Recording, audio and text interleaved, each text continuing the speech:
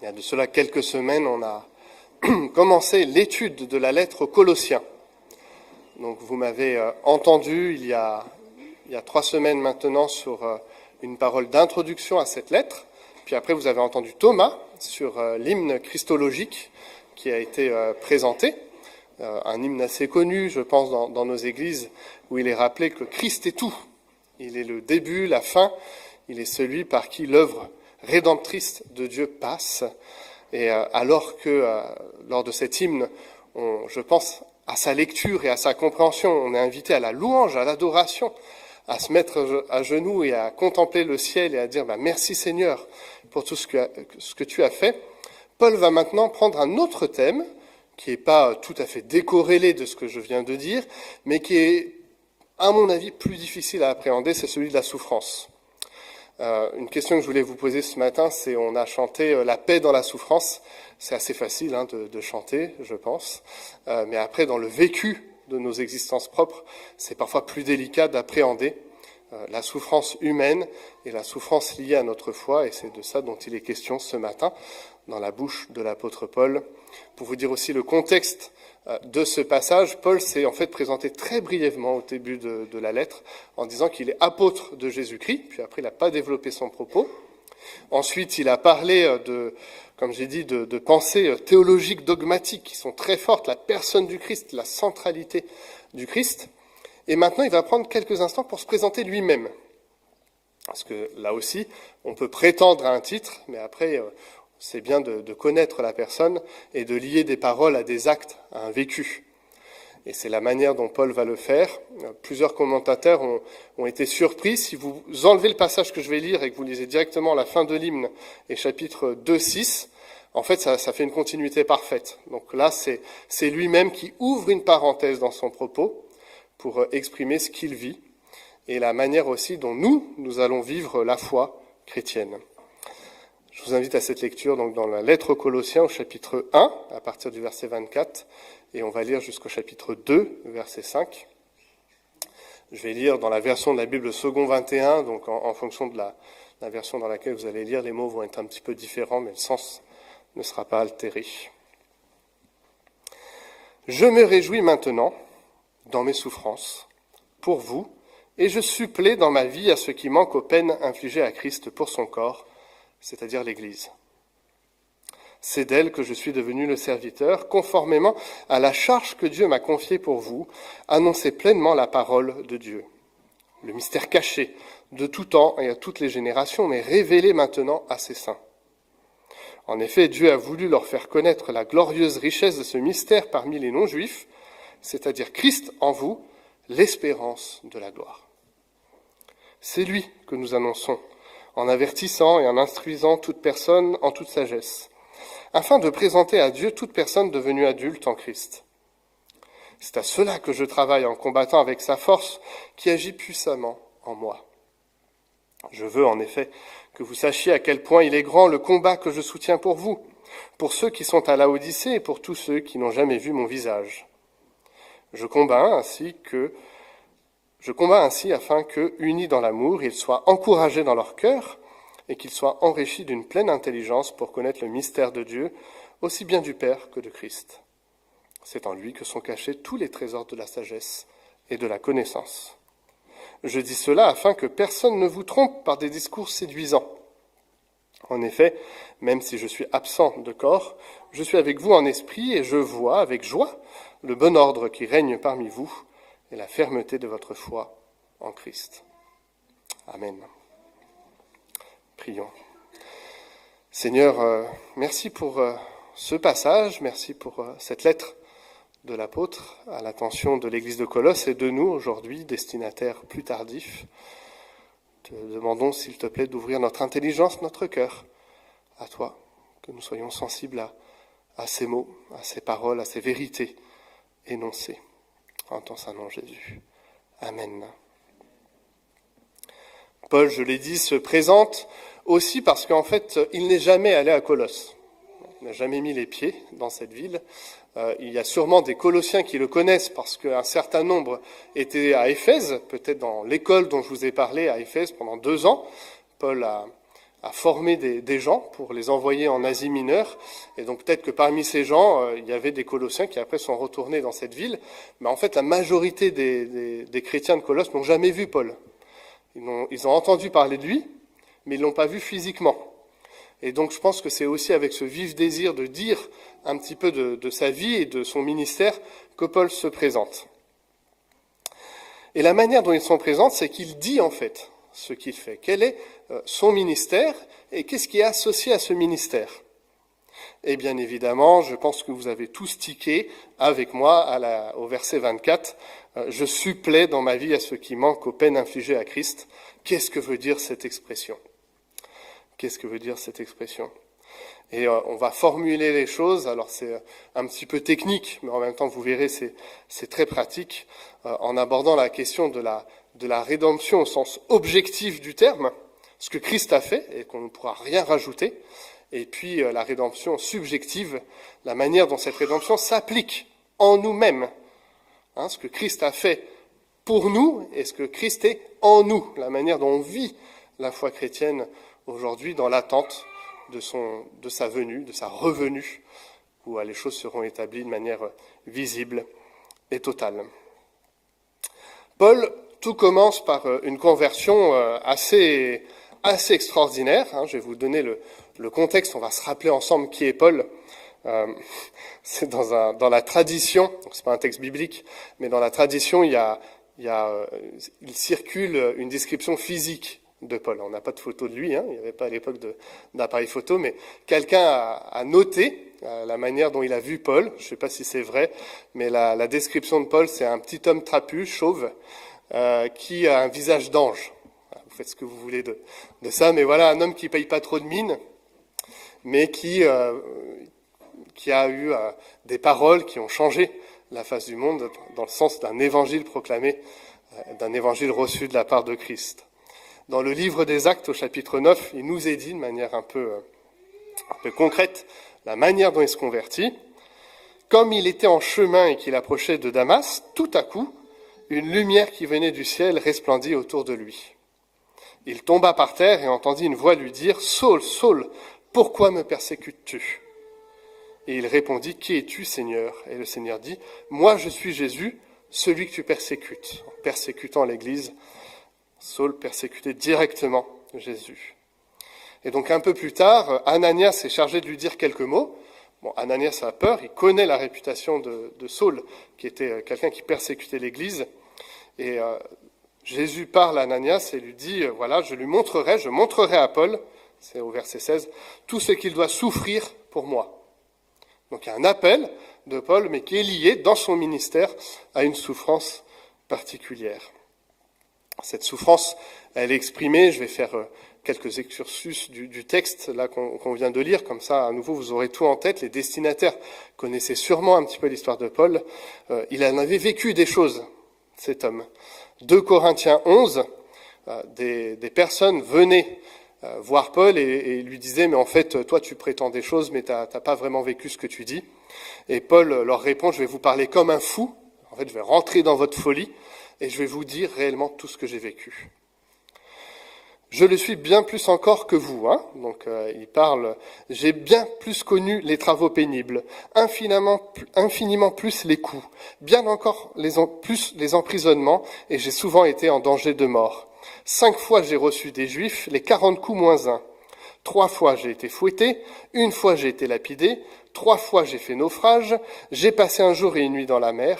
Fréquemment en voyage, j'ai été en danger sur les fleuves, en danger de la part des brigands, en danger de la part de mes compatriotes, en danger de la part des non-juifs, en danger dans les villes, en danger dans les déserts, en danger sur la mer, en danger parmi les prétendus frères.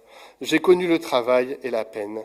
J'ai été exposé à de nombreuses privations de sommeil, il a été torturé à la faim et à la soif, à de nombreux jeûnes, au froid et au dénuement. Et sans parler du reste, je suis assailli chaque jour par le souci que j'ai de toutes les églises. Qui est faible sans que je sois faible? Qui vient à tomber sans que je brûle? S'il faut se vanter, c'est de ma faiblesse que je me vanterai. Dieu, qui est le Père du Seigneur Jésus et qui est béni éternellement, sait que je ne mens pas. À Damas, le gouverneur du roi Arétas faisait garder la ville des Damascéniens parce qu'il voulait m'arrêter. Cependant, on m'a fait descendre par une fenêtre dans une corbeille le long de la muraille et je lui ai échappé. » Voilà, de manière très concentrée, je pense qu'il dit pas tout, un peu le ministère qu'a vécu Paul dans sa souffrance. Il a eu des grandes joies, il l'exprime dans le texte et le passage qu'on a eu, des immenses joies de voir des hommes et des femmes venir à Christ, mais avec ces joies, il y a eu aussi un certain nombre de souffrances. Et je vous ai dit, dans la tradition, il est dit que c'était un petit homme trapu, chauve, mais avec un visage d'ange. Mais on pourrait aussi rajouter, je pense que même physiquement marqué. Physiquement marqué parce que quand vous avez reçu 40 coups de fouet et que vous avez été lapidé, on peut imaginer un visage marqué par ces souffrances-là. Physiquement, dans sa chair, il y avait des choses qui disaient la manière dont l'évangile avait été proclamé de sa part et parfois reçu et combattu. Paul dit aussi que ce combat, il l'a mené pour les Colossiens, pour les gentils, pour les païens. Le ministère spécifique de Paul, même si à chaque fois il est allé dans les synagogues annoncer l'évangile avant de l'annoncer à tous, c'était un ministère particulier auprès des païens. Et là aussi, j'aimerais vous lire un texte qui parle de cela dans la lettre aux Galates, au chapitre 2, versets 7 et 8. « Ils ont vu, les apôtres, les autres, ont vu que l'évangile m'avait été confié pour les incirconcis comme à Pierre pour les circoncis. Car celui qui a fait de Pierre l'apôtre des circoncis a aussi fait de moi l'apôtre des non-juifs. Et ils ont reconnu la grâce qui m'avait été accordée. Jacques, Céphas et Jean, qui sont considérés comme des piliers, nous ont alors donné la main d'association à Barnabas et à moi, afin que nous allions, nous vers les non-juifs, eux vers les circoncis. » Le ministère particulier de Paul, c'était d'annoncer l'évangile pour que tous y aient un accès, mais avec une emphase particulière vers les non-juifs, un petit clin d'œil du Seigneur, lui qui était un juif très strict, son appel sera d'aller vers ceux et celles qu'il avait considérés avec beaucoup de mépris pendant de nombreuses années pour leur annoncer le mystère révélé de l'évangile. Alors, si je vous dis tout ça, c'est que ça donne un sens à la manière dont Paul se présente dans ce texte. Il combat réellement, il combat pour que l'évangile soit proclamé, et même dans le moment où il écrit cette lettre, il est en captivité, donc il y a sûrement des légionnaires qui gardent sa maison, il n'est pas libre de ses mouvements. Et voilà un autre élément qui se rajoute à tout ce que j'ai dit. Paul vit certainement la frustration de ne pas pouvoir aller là où il veut, il peut recevoir des gens, mais lui-même ne peut pas aller à droite et à gauche, il est emprisonné. S'il se présente de cette façon, c'est pour dire, de manière très explicite, que son ministère donc est corrélé à des souffrances, que l'un ne va pas sans l'autre. C'est d'elle, c'est de l'Église dont il est devenu le serviteur, conformément à la charge que Dieu lui a confiée, à annoncer pleinement la parole de Dieu. Et on pourrait trouver d'autres exemples, ça résonne un peu, on pourrait trouver d'autres exemples dans la Bible d'hommes et de femmes qui ont dû subir la persécution pour leur foi. Même aujourd'hui, dans les temps présents, l'Église persécutée, des hommes et des femmes dans le monde entier, vivent dans la peur, parfois la torture, parfois la mise à mort, juste par rapport à leur foi, même si on peut considérer pour nous-mêmes la chance qu'on a d'avoir une expression libre de notre foi, une expression libre de notre parole, c'est pas vrai dans le monde entier. Et donc on pourrait tout à fait être assuré de cette lecture en se disant, bon, ça va, c'est que Paul. C'est que Paul. Merci d'avoir fait ça pour nous, Paul. Merci à l'Église persécutée. Néanmoins, vous l'aurez compris, Paul parle aussi de l'Église au sens large, et donc de vous et moi aujourd'hui. Et c'est là qu'intervient, je pense, un enseignement qui est difficile parce qu'on est très tenté de voir la gloire de Dieu. Ça, c'est quelque chose qui nous attire. La gloire de Dieu, les bénédictions de Dieu, mais comment accueillir, à la suite de Paul, dans le vécu de l'Église, que vous et moi, nous aurons aussi une part de souffrance, par notre foi et notre espérance. Parce que, revenons à cette expression de Paul, « Je supplée dans ma vie à ceux qui manquent aux peines affligées à Christ ».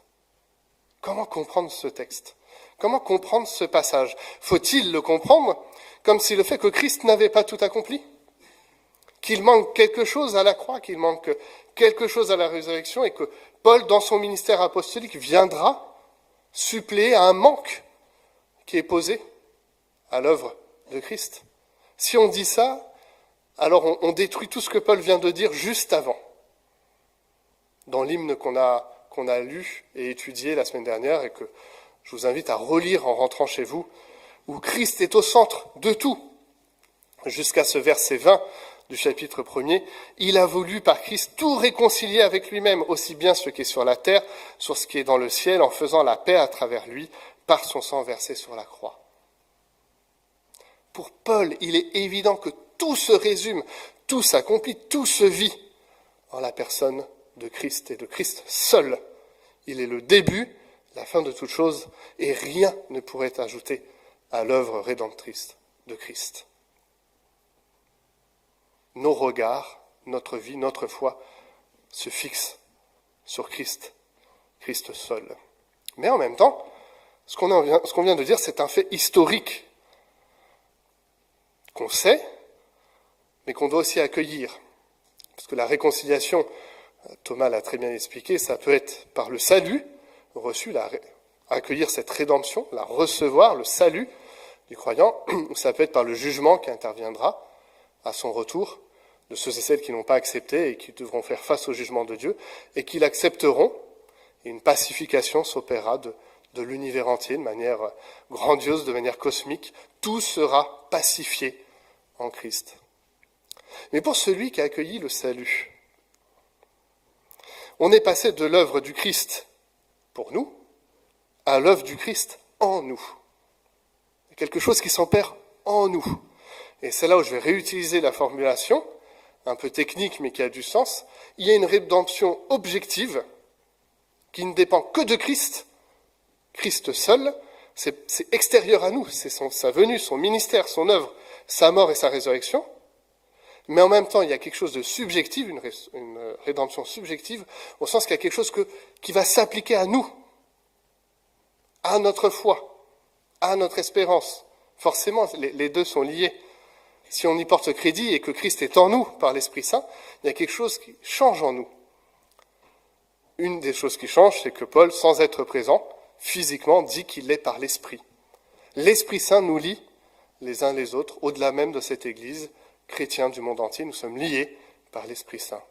Mais c'est même plus que ça, il y a quelque chose qui est en nous de Christ. Et c'est là où intervient Paul. Il y aura, dans la foi, parce que le Christ a souffert, une part de souffrance pour nous. Et c'est là où on a envie de fermer la Bible et de dire, c'est un peu trop compliqué, ça je veux pas. Je veux bien la gloire, je veux bien les bénédictions, mais cette partie-là, Paul, c'est un peu compliqué. Et en même temps, si on n'y fait pas droit, on ne fait pas droit à Christ en nous. Et je vous l'ai dit, la première chose à laquelle on va penser, c'est bien évidemment la persécution, qui est une réalité, qui peut s'exercer dans nos vies.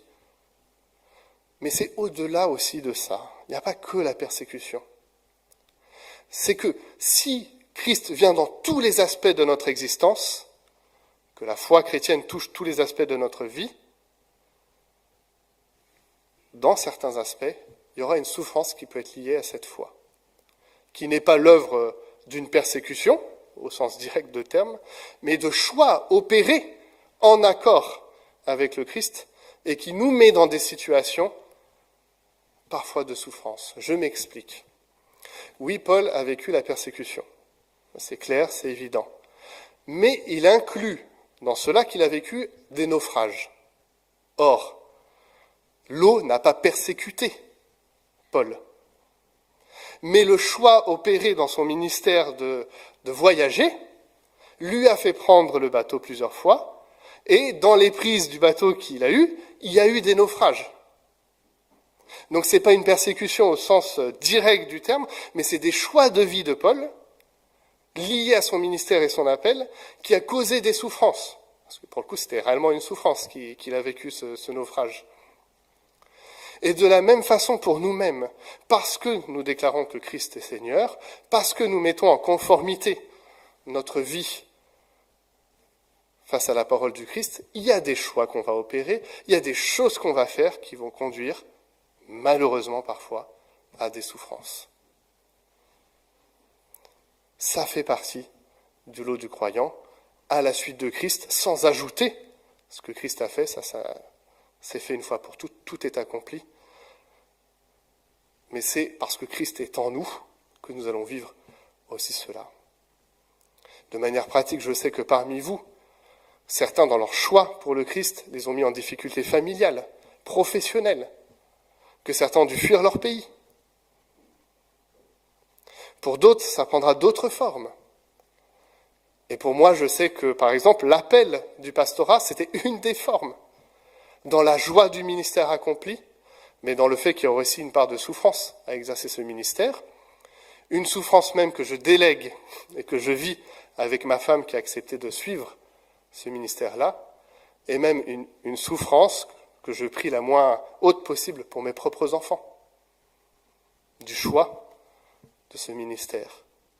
Mais ça c'est pour moi, mais chacun en aura part à une part de souffrance. Il y aura dedans, dans cette vie de foi, parce que le monde dans lequel on vit est marqué de cela, une part de souffrance à vivre avec l'espérance et la joie. Alors on peut résister de toute notre âme à cette parole, mais Paul voulait qu'on ne soit pas pris par des discours séduisants, c'est lui qui le dit lui-même, d'un discours séduisant de dire il n'y aura pas de souffrance, t'inquiète, Christ a tout fait, ça va marcher comme sur des roulettes, tu iras au bout, il n'y aura rien. C'est faux. Et de l'autre, de dire tu ajouteras, la prétention d'ajouter à ce que Christ a fait, qui était une tentation très forte pour les hérésies dans l'église de Colosse, de dire voilà, on va arrêter de manger certaines choses, on va arrêter de boire certaines choses, on va se rajouter des règles, parce que ce que Christ a fait, c'était pas complet, on va rajouter des choses. Mais ça, c'est aussi une erreur, c'est aussi faux. Christ a tout fait, mais parce qu'il vit en nous, nous aurons notre part, chacun d'entre nous, individuellement et en tant qu'Église, part de souffrance. Et en même temps, de joie, de paix et d'espérance. Voilà les deux choses qui se tiennent ensemble, ce qu'a vécu Paul, ce que lui-même exprimait comme un témoignage vécu, et qui aujourd'hui est un témoignage qui résonne en nous, peut-être dans certains aspects de notre vie. Et si on ne l'a pas souffert, tant mieux, c'est une bonne nouvelle, mais ça nous prépare à cette possibilité de tel texte. Et pour ceux qui ont déjà souffert de cela, c'est la reconnaissance que leur souffrance n'est pas hors du champ de la foi. Voilà le premier élément de ce texte. Premier élément, je l'ai dit, qui touche à notre intimité la plus profonde, à notre rapport à la souffrance qui est jamais évidente, qui vient quelque part nous humilier en nous-mêmes. Et en même temps, c'est une réalité posée de l'Évangile. Deuxième élément de ce texte, je crois que Paul a tout à fait conscience que s'il s'arrête là, ça va être compliqué. Qu'il faut aussi une parole qui nous réengage à dire l'espérance et la gloire de Dieu dans nos vies, et de tenir les deux ensemble. Pour cela, Paul reprend l'idée du mystère révélé, pour tout homme, toute femme. Loin, comme on l'a dit plusieurs fois, de quelque chose de mystérieux au sens, pour quelques élus, des choses cachées où il faudrait aller à un endroit spécifique, aller voir quelqu'un, donner le mot de passe pour accéder à un savoir et une connaissance. Paul dit tout simplement que ce mystère, il est maintenant révélé à tous. Le Christ est révélé à tous. Qui que tu sois, quelle que soit ton histoire, le mystère caché est maintenant révélé à tous les hommes. Et disponible à tous les hommes. En Christ, nous avons tout. Et toute la connaissance et toute la sagesse nécessaires pour passer les temps d'épreuve, pour vivre les joies complètement, pour vivre la paix, seront en Christ et Christ seul. Je pense que Paul était animé, mais d'une telle foi pour les hommes et les femmes qui avaient connu le Christ, il voulait tout leur donner. Il voulait rien cacher. Et donc du coup, en cachant rien, il y avait l'expression de vérité qui était parfois dérangeante, mais qui était la vérité pleine, totale. Il faut dire les deux ensemble, tenir les deux ensemble. Le mystère est complet en Christ. Il n'y a plus d'autre chose à chercher. On devrait passer le reste de notre existence à chercher en Christ connaissance et plénitude. Nous instruire, faire mouliner notre intelligence à cela. Vivre dans tous les aspects de notre vie cette réalité. Et en même temps, je le redis, constater qu'il y aura une part plus délicate de ça. Je lis un autre texte qui, je pense, est fondateur de ce que je viens de dire. Romains 8, versets 17 à 23, c'est toujours une parole de Paul. Si nous sommes enfants, nous sommes aussi héritiers. Héritiers de Dieu et co-héritiers de Christ, si toutefois nous souffrons avec lui, afin de prendre aussi part à sa gloire. J'estime que les souffrances du moment présent ne sont pas dignes d'être comparées à la gloire qui va être révélée pour nous. De fait, la création attend avec un ardent désir la révélation des fils de Dieu. En effet, la création a été soumise à l'inconsistance, non de son propre gré, mais à cause de celui qui l'y a soumise. Toutefois, elle a l'espérance d'être elle aussi libérée de l'esclavage de la corruption pour prendre part à la glorieuse liberté des enfants de Dieu. Or, nous savons que jusqu'à maintenant, la création tout entière soupire et souffre les douleurs de l'accouchement. Et ce n'est pas elle seule qui soupire, mais nous aussi, qui avons pourtant dans l'esprit un avant-goût de cet avenir, nous soupirons en nous-mêmes en attendant l'adoption, la libération de notre corps. C'est les deux qui se tiennent ensemble. Nous souffrons, nous soupirons, parce que nous sommes dans cette attente du Christ qui revient. C'est ce qui nous tient aujourd'hui à dire « Seigneur, reviens » dans nos prières, dans notre vie de tous les jours. C'est ce qui nous tient dans notre témoignage. Témoignage de parole, mais aussi témoignage de vie. D'une vie marquée par des aléas, des joies et des peines. C'est l'ensemble. On ne peut pas sélectionner. Paul en avait conscience et il se permet de le redire. Je pense avec beaucoup de sensibilité aux Colossiens qui eux-mêmes devaient traverser des choses. Comme chaque Église, comme chaque chrétien depuis les débuts de la foi, qui a dû vivre des temps de remise en question, des temps où il a dû dire « Seigneur, j'en peux plus, arrête ». Mais la ferme espérance de la gloire du Christ en lui. C'est ce qui tenait en tout cas l'apôtre, qui combattait avec sa force, avec la force du Christ, qui agissait puissamment en lui. C'est ce qui doit nous tenir aujourd'hui. Chacun d'entre nous, dans là où on se trouve, dans nos situations de vie, mais aussi dans la vie de l'Église, en tant que communauté, le corps du Christ. Nous marchons et nous ressemblons à Christ, parce que Christ est en nous. Alors tenons ces différents points ensemble, méditons-les, qu'ils soient pour nous source d'une vérité à accueillir, mais aussi source d'un encouragement que le Seigneur ne nous lâchera pas dans tout ça. Il est venu, il est fidèle, il n'abandonnera pas. C'est lui qui tient. Que le Seigneur nous conduise en tout cela. Amen. Prions.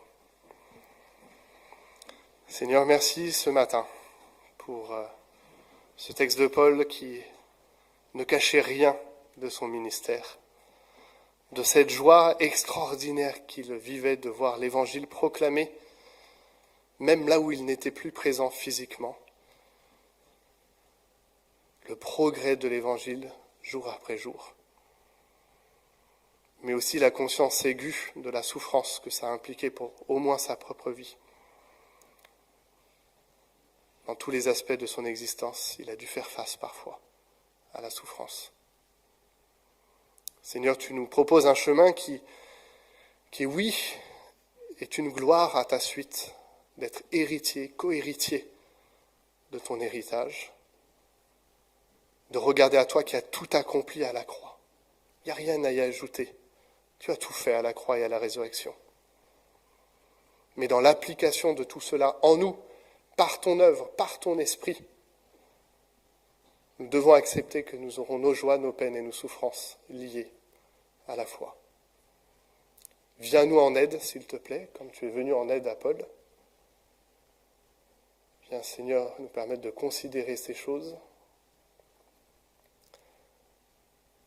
Rapproche-nous du mystère, de ce mystère totalement révélé du Christ, et de chercher encore à mieux saisir, mieux comprendre, à entrer davantage en relation avec toi, Dieu, avec toi, Jésus, en communion avec ton Esprit Saint qui habite chez les uns et les autres. Tu connais les appels que tu as disposés sur chacune des vies, et tu nous donneras, Seigneur, de quoi les mettre et les vivre concrètement dans nos existences. Merci de nous faire acteurs de ton évangile. Te louons pour cela. Amen.